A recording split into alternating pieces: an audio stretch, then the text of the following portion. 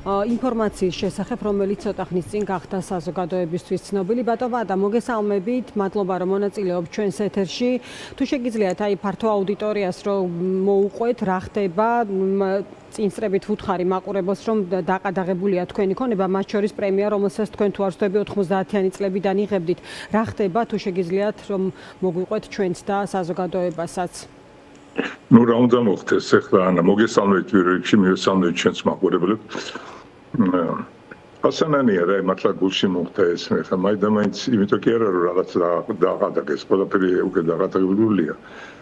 მე პრინციპულად თან ვეწინააღმდეგებოდი აი ყველაფერს რასაც ესენი კანონებით ღებულობენ და ამიტომაც გული არაფერზე არ დამწყვეტია ყველაფერს ველოდებოდი, მაგრამ რუსთაველის პრემია მაინც რაღაცნაირად მართლა გულში მოხდა რა. რუსთაველი მაინც რუსთაველია და ნუ რა უნდა თქვა ახლა ეს არის ფაქტის სახეზეა რომ ეს არის ბიძინა ივანიშვილს უნდა ახლა ჩემს რაღაცა ცუდი გაეკეთებინა და ულახდილად გეტყვით უნდა ვაღიაროთ რომ ეს მას კარგად გამოვიდა. ბატონო რუსთაველის პრემია, რომელსაც თქვენ დარწმუნებული ვარ ძალიან ეს არის 90-იანი წლებიდან 90-იანებში მინიჭებული პრემია, რომელსაც თქვენი მრავალწლიანი მოღვაწეობის გამო მიიღეთ, რომელიც რას ნიშნავს? აი როგორ დაყადაღდა ეს პრემია კონკრეტულად, რაშია ეს გამოხატული? მოდით ახლა მაგაზე აღარ ვილაპარაკოთ, უბრალოდ დაყადაღა რა, დაყადაღა და თქვა რომ არა ხარ ამის ღირსიო და ეგრე გამოდის.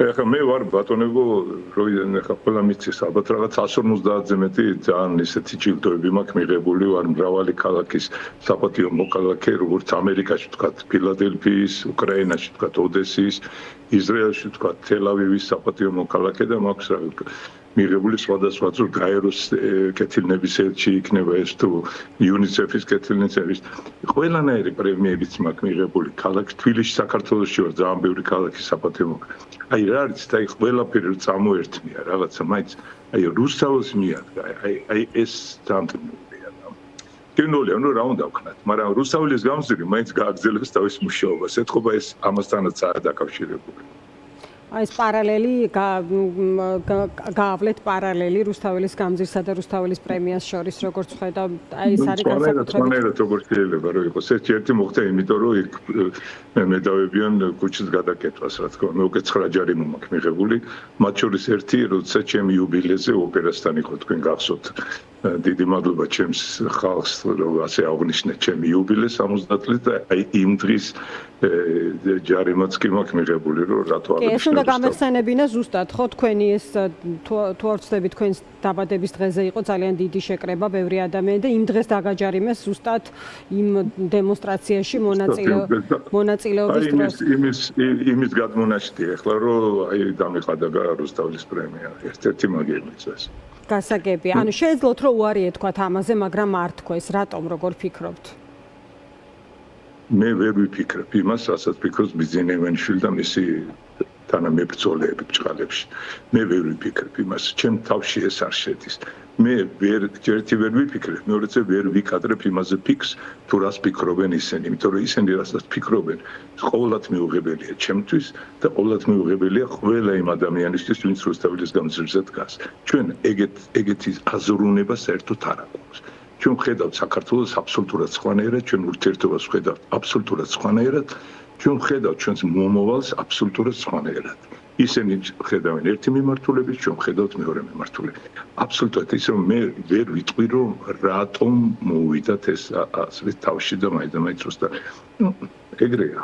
რა უნდა ვქნა დღევანდელი მე რა არიცით მე ერთადერთ გამოსავალს ხედავ ამაში რომ რასაც ჩვენ ვაკეთებთ იმას რომ 4 რიცხვში 4 ოქტომბერს როდესაც მათ უნდათ რომ ბიძინა ივანიშვილს უნდა საბოლოოდ წავართვას ყველაფერი ჩვენი უფლებები და ყველაფერი ჩვენ უნდა ჩავატაროთ ეროვნული ყრილობა და ამ ეროვნულ ყრილობაზე გადავწყვიტოთ თუ ვინ არის ჩვენი მთავრობა, როგორი არის ჩვენი მთავრობა და როგორი მომავალი გვინდა საქართველოსთვის და ეს ჩვენ უკვე გამოგდის უკვე ანუ 40-50,000 კაცის უკვე სია გვაქვს ვინ ჩამოდის რეგიონებიდან ეხლა ჩვენ ვაგრძელებთ ამაზე მუშაობას კი არა დავდივარ და ხალხში ეს მუშაობა არ ქვია ამას ხალხს უნდა გაუჩინოთ იმედი რომ მათ შეუძლიათ თავის ცხოვრების წარმართვა და არ უნდა იყოს დამოკიდებული ვიღაცა ეგეთ ადამიანებს, ვინც ფულზეა ყველაფერი გადაწყვეტილი. და ამიტომაც ჩვენ მივდივართ ძალიან სწორი გზით რა, ძალიან სწორი გზით. ნუ გზადაგზა ესეთი რაღაცები მოხდება, რა უნდა ვქნა. ბატონო, თქვენ გამოსავალი ახსენეთ, მაგრამ მე პასუხზე მინდა კითხოთ, აი მოკლე პერიოდში ეს ერთობისკენ ნაბიჯები უნდა იყოს, როგორ ფიქრობთ, აი ამ კონტექსტში გეკითხებით კონკრეტულად აქციების კონტექსტში, დღეს იყვნენ შეკრებილები საზოგადოებრივ მაუწყებელთან კიდევ ერთხელ და ვიცით რომ მიეძღვნა ეს ყველაფერი ონისე ცხადაძის გარდაცვლილ მამას, რომელიც გუშინ დაიღუპა და ძალიან ბევრი ჩვენი რესპონდენტი საუბრობდა, რომ ის იყო ბოლო წუთამდე, თქვათ აი სამართლიანი გადაწყვეტილების მოლოდინში და რა გასაკვირია, რომ დარწმუნებული ვარ ნებისმიერი მშობელი, ხო, იმ ადამიანის, რომელიც დააკავეს, იმ ადამიანების, რომლებიც არიან დაკავებულები პროევროპული აქციის დროს. აი მთავარი პასუხი რა უნდა იყოს, როგორ ფიქრობთ, რისი ჩვენება, წინააღმდეგობის ძალის ჩვენება, ახალი ძალის შემატება აი ამ პროცესისადმი, თუნდაც იმ ფონზე, რაც არის დღეს, ხო, 8 პოლიტიკური ლიდერი, ოპოზიციონერი აი ამ მომენტში არის ციხეში და ისინი დარწმუნებული ვარ, რომ ამ ეთერს უყურებენ. პირველ რიგში მე ვუსამძიმებ ონისეს და ეს არ არის პირველი შემთხვევა რომ სინდიკის პარტიის მშობელი გარდაიცვალა, ეს უკვე მესამე შემთხვევაა სამწუხაროდ. რაც მათი მშობლები გარდაიცვალნენ, მე ვუსამძიმებ ყველა ჩვენ აუცილებლად მივართ მის პანაშვილს და მე ვუსამძიმებ მის ოჯახს. ეს ერთი, მეორეც ერთი რა არიცით არაერთხელ მithქვამს და დღესაც გავემეორებ. აღარ არის იმის დრო რომ აი რაღაც შევიკრიბოთ და რაღაც მომავალში შევქმნათ და რაღაცა სადღა მომავალი. აი დღეიდან ეს ეროვნულ გლობამდე იმათ ვითომ არჩევნებად დარჩა 98 დღე. ეს 98 დღე გაირბენს. რაღაც დროს იმაზე ფიქრია რომ ჩვენ შევიკრიბოთ, დავждეთ ვიმშელოთ. მსჯელობის დრო აღარ არის. მოქმედების დროა. და ჩვენ აი რუსთაველის გამზელი უკვე მოქმედებთ ანა. ჩვენ უკვე დავედით რეგიონებში, იქ გასულ კვირას ვიყავით სამეგრელოს ხუთ რაიონში, გუშინ ვიყავით ზესტაფონში. ჩვენ ახლა უნდა შემოვიაროთ და ხალხს უნდა აუხსნათ, რომ ბატონებო, ნუ დაკარგავთ იმით თქვენი ცხოვრება თქვენ ხელშია. კაცმა უნდა დაიჯეროს საქართველოს მოქალაქემ, რომ მისი ცხოვრება არის მის ხელში. და 4 ოქტომბერს ეს უნდა გადაწყდეს და გადავწყვიტავთ კიდევაც.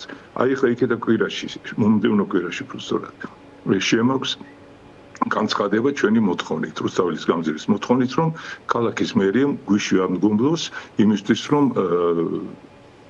სტადიონი, პაიჭაძის სტადიონი, გურის პაიჭაძის სტადიონი მოგვწეს 4 ოქტომბერს, იმიტომ რომ ჩვენ სხვანაირად ვერ დავეტევით. ეს ყველაზე დიდი სივრცეა, სადაც შეიძლება ის 50-55,000 ადგილია რომ დაჭდეს ადამიანი და ახლა მოედანზეც რო იყოს 20-25,000, ნუ დაანჩენს მოუწევთ გარეთ ყოფნა.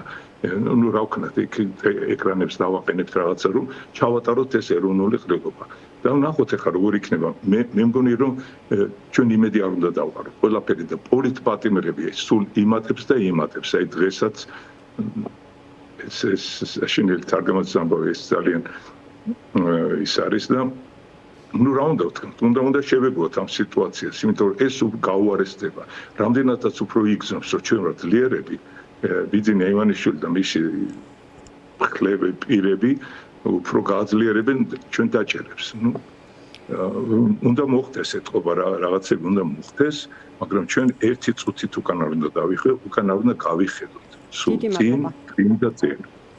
დიდი მადლობა, წარმატებას გისურვებთ ბატონ პაატა, დაგემშვიდობებით, მსოფლიო